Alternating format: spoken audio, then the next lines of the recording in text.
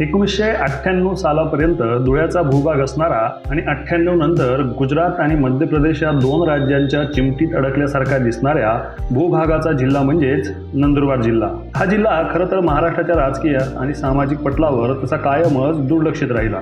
सातपुड्याच्या कुशीतील डोंगर टेकड्यांनी व्यापलेल्या या जिल्ह्यात भिल्ल, पावरा आणि कोकणी आदिवासी समाजाचं प्राबल्य आहे।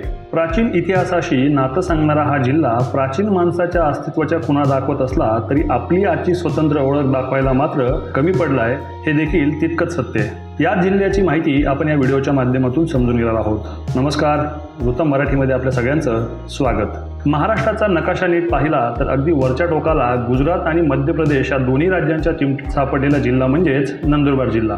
या जिल्ह्याचा भूभागच तसा आहे। 1 जुलै 1998 रोजी धुळ्यातून बाहेर पडत आपलं स्वतंत्र अस्तित्व निर्माण करणारा हा जिल्हा इतिहास, संस्कृती आणि लोकजीवन या बाबतीत ऐतिहासिक काळापासूनच कायम वेगळा आणि वैशिष्ट्यपूर्ण राहिला आहे। खरं तर गुजरात आणि मध्य प्रदेशात पाचरीसारखा घुसलेला हा प्रदेश मध्यम दर्जाच्या मातीचा आणि डोंगराळ भागाचा आहे। या जिल्ह्याने केलेल्या सॅक्रिफाईसमुळं गुजरातमधल्या वलसाड आणि सुरत जिल्ह्यातल्या हजारो एकराचा भूभाग शुगर बेल्ट म्हणून प्रसिद्ध झाला आहे आणि याच शुगर बेल्टमध्ये ऊस तोडणी करणारा बहुसंख्य मजूर देखील नंदुरबार जिल्ह्यातलाच आहे हे देखील तेवढंच कटू सत्य आहे। ब्रिटिश सत्ता महाराष्ट्रात स्थिरावल्यानंतर सुरत ते भुसावळ असा रेल्वे मार्ग नंदुरबार इथून वळवण्यात आला। यामागे कनेक्टिव्हिटी हे कारण देण्यात आलं असलं तरी खरं कारण इथली अफाट असलेली नैसर्गिक साधन संपत्ती ओरबाडणं हेच होतं। इंग्रजांनी इथली बहुसंख्य जंगल संपत्ती भुईसपाट केली आणि इथल्या जंगलातून निघालेलं लाकूड देशभरातल्या रेल्वे रुळांच्या निर्मितीत वापरले गेलं। याच काळात म्हणजेच जंगल कटाई सुरू असतानाच्या काळात जाळल्या जाणाऱ्या लाकडामुळं कोळशाची निर्मिती मोठ्या प्रमाणावर होत गेली। त्यामुळं गुजरातमधला बहुसंख्य पारशी वर्ग या भागात स्थिरावत गेला। त्यांचंच अनुकरण स्थानिक गुजराती लोकांनी देखील केलं। त्यामुळं इथं मोठ्या प्रमाणावर गुजराती समाज देखील वसला आहे। याचा परिणाम व्हायचा तोच झाला। इथल्या भाषेची प्रचंड सरमिसळ झाली आणि अनेक भाषांमिश्रित नंदुरबारी एक वेगळीच भाषा अस्तित्वात आली। आधीच अस्तित्वात असलेल्या भरपूर भाषांमुळे आणि भाषिक वैविध्यांमुळं नंदुरबारची ओळख आता भाषांचा जिल्हा अशी देखील होऊ लागली। आदिवासी समाजाबरोबर इथं मोठ्या प्रमाणावर गुज्जर पाटील, कुणबी पाटील, परदेशी, राजपूत, धनगर आणि तेली आदी जातींचं अस्तित्व आहे। या समाजात एकमेकात शत्रुत्व कधीच नव्हतं, पण अलीकडे काही जातीयवादी व जाती केंद्रीय राजकारण करणाऱ्या लोकांनी त्याला बळ दिलंय। त्याचा परिणाम थोड्याफार फरकाने का होईना आज जाणवतोय। इथला धार्मिक सलोखा देखील चांगला होता, पण अनेक ख्रिश्चन मिशनऱ्यांनी वेगानं चालवलेलं धर्मांतरण आणि मुस्लिमांनी वेगवेगळे जिहाद राबवत आदिवासी समाजात मोठ्या प्रमाणात घडून आणलेलं धर्मांतरण हे कळीचे मुद्दे झालेत। इथला तडवी आदिवासी बहुसंख्येनं मुसलमान झालेला पाहायला मिळतो। अक्कलकुवा इथं तर जामिया इस्लामिया इशातुल उल्म या संस्थेनं 1979 सालापासून धार्मिक शिक्षण देणारा जवळपास 100 एकर परिसरात वसलेला मदरसा देखील बनवला आहे। यामुळे इथल्या लोकसंख्येचा बॅलन्स प्रचंड बिघडला आहे व इथल्या लोकांच्या धार्मिक संवेदना देखील तीव्र झाल्या आहेत। या जिल्ह्यात जत्रा यात्रा देखील मोठ्या प्रमाणावर आहेत। त्यात बहुसंख्येनं यात्रा या होळीच्या काळात असतात। त्यात भोंगऱ्या बाजार हे त्या यात्रेतलं वेगळेपण। आदिवासी समाजाचं उपास्य स्थान असलेल्या देव मोगरा मातेचं मंदिर गुजरातच्या सीमेवर आहे। दरवर्षी इथं चैत्र महिन्यात यात्रा भरते। लाखोच्या संख्येनं लोक इथं दर्शनाला येतात। यात बिगर आदिवासी देखील मोठ्या संख्येने येतात हे विशेष। त्याच खालोखाल नंदुरबार जिल्ह्यातली अलीकडे सगळ्यात प्रसिद्ध झालेली यात्रा म्हणजे सारंगखेड्याची यात्रा। महानुभाव पंथीयांची एकमुखी दत्ताची यात्रा ही देशभरात प्रसिद्ध झाली। करोडो रुपयात चालणारे घोड्यांचे व्यवहार हे या यात्रेचं वेगळेपण। शहाद्याजवळच्या प्रकाशाला तर दक्षिण काशी म्हणून ओळखलं जातं। अस्थि विसर्जनाला नाशिकला जमलं नाही तर इथं अस्थि विसर्जन करण्याची जुनी परंपरा आहे। देवमोगरा मातेच्या मंदिरानंतर आदिवासी समाजाचं श्रद्धास्थान राहिलंय ते अस्तंबा डोंगररान आणि तोरणमाळ पठार। असं म्हटलं जातं की महाभारतातला चिरंजीव पद प्राप्त झालेला अश्वत्थामा आजही वेगवेगळ्या रूपात इथं भटकत असतो। तिथल्या लोकसंस्कृतीत परंपरागत नाच गाण्याला फार महत्व आहे आणि ते त्या लोकांनी जपलंय देखील। त्यामुळंच डोंगरादेव उत्सव मोठ्या थाटात साजरा केला जातो। इथल्या खाण्यापिण्याचंही वेगळेपण आहे। इथल्या जेवणात शेंगदाण्याला खूप मोठं महत्व आहे। तसंच गुजरात जवळ असल्यामुळं खाद्य संस्कृतीवर गुजरातचा प्रभाव देखील मोठा पडलाय। त्यामुळे बऱ्याच पदार्थात बेसनाच्या पिठाचा खूप वापर केला जातो। इथला आदिवासी पेहराव हा परंपरागत आहे आणि इथला प्रत्येक समाज आपल्या पूर्वजांनी दिलेला हा सांस्कृतिक ठेवा मोठ्या अभिमानाने जपत असतो। या जिल्ह्याच्या क्षेत्रफळाचा विचार केला तर 5035 चौरस किलोमीटर एवढं क्षेत्र आहे, तर 2011च्या लोकसंख्येनुसार 13,11,709 एवढी लोकसंख्या आहे। त्यापैकी फक्त 15.45% लोक हे शहरी भागात राहतात, तर तब्बल 85% जनता ही अगदीच ग्रामीण भागात राहते. इथली बहुतांश जनता अतिमध्यमवर्गीय जीवन जगते. वाढलेल्या शिक्षण संस्थांमुळे इथं आता शिक्षणाचं प्रमाण वाढलंय. सोबतच नंदुरबार शहर जिल्हा घोषित झाल्यापासून शहर देखील प्रचंड वेगानं विकसित होत आहे. एक काळ असा होता की इथं औषध मिळणं देखील दुरापास्त होतं, पण आता वाढलेल्या सरकारी दवाखान्यांची आणि खासगी दवाखान्यांची संख्या, वाढलेल्या मेडिकलची संख्या आपल्याला वाढणाऱ्या नंदुरबारचं स्वरूप दाखवतं.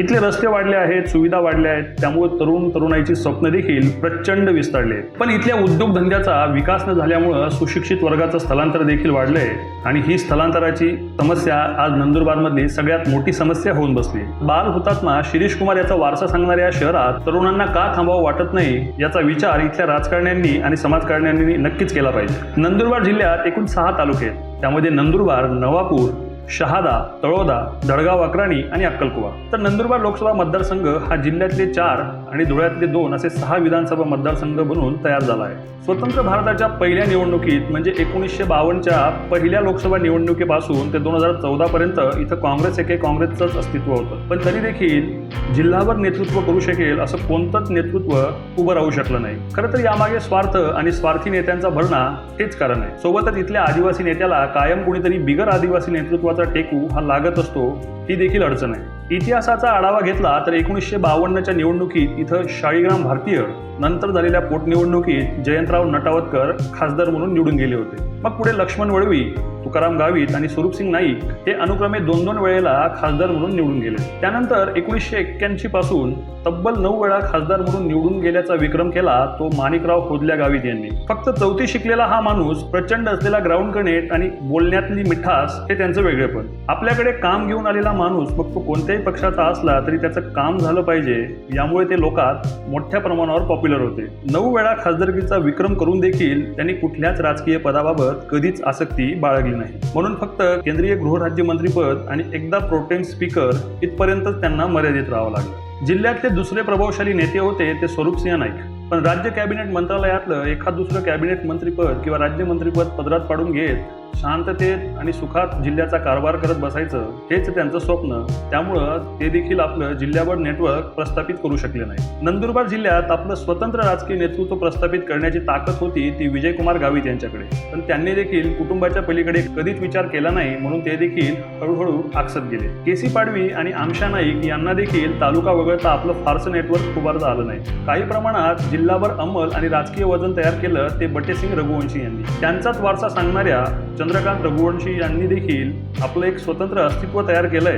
पण मर्यादित जातीगट पण कायमच सत्ताधारी पक्षाची साथ देण्याच्या नादात त्यांचं अस्तित्व देखील मर्यादित राहिलंय. जिल्ह्यात सध्या काँग्रेसच्या केसी पाडवी यांचे सुपुत्र गोवाल पाडवी हे खासदार म्हणून निवडून गेले. तर अक्कलकुवा इथून केसी पाडवी हे आमदार आहेत. गेल्या विधानसभा निवडणुकीत शिवसेनेच्या आमशा पाडवी यांनी केसी पाडवी यांना कडवी झुंज दिली होती, पण ते थोड्या फरकानं पराभूत झाले. सध्या ते विधान परिषदेवर आमदार आहेत. म्हणून येत्या निवडणुकीत गेल्या विधानसभा निवडणुकीतील पराभवाचा वचपा काढण्याची दाट शक्यता आहे. पण तरी देखील इथला मामला 50-50 आहे. शहाद्यात सध्या भाजपचे राजेश पाडवी हे आमदार आहेत. गेल्या 5 वर्षात केलेल्या विकास कामांचा धपाटा पाहता त्याच बळावर त्यांना पुन्हा इथं संधी दिली गेली आहे आणि तेच निवडून येतील अशी दाट शक्यता आहे. नंदुरबार इथून विजय गावित आमदार आहेत आणि तेच पुन्हा निवडून येतील यात शंका नाही. पण तरी देखील लोकसभा निवडणुकीत बसलेला फटका त्यांना नक्की जाणवेल असं बोललं जात आहे. नवापूर इथून स्वरूपसिंह नाईक यांचे सुपुत्र शिरीष कुमार नाईक हे काँग्रेसच्या तिकिटावर आमदार आहेत. पण यंदा देखील त्या मतदारसंघात काय होईल हे आत्ताच वर्तवणं अवघड आहे. एकंदरीतच नंदुरबारमध्ये काय होईल हे सांगणं जरी अवघड असलं तरी ढोबळमानाने सांगायचं झालं तर 50-50 अंदाज महायुती आणि महाआघाडीच्या बाजूने असू शकतो असं आपण म्हणू शकतो. कधी काही देशात चर्चेला आलेल्या बाल हुतात्मा शिरीष कुमार यांचा वारसा सांगणाऱ्या जिल्ह्यात देश किंवा राज्यव्यापी सोडाच पण जिल्ह्याव्यापी नेतृत्व देखील तयार होऊ शकलं नाही ही शोकांतिका आहे. त्याचा विचार सगळ्यांनीच आता केला पाहिजे. तर ही होती उत्तर महाराष्ट्रातल्या नंदनगरीची अर्थात नंदुरबारची कहाणी. तुम्हाला हा व्हिडिओ आवडला असेल तर व्हिडिओला लाईक करा, शेअर करा आणि आमच्या उत्तम मराठीच्या चॅनलला सबस्क्राईब करा.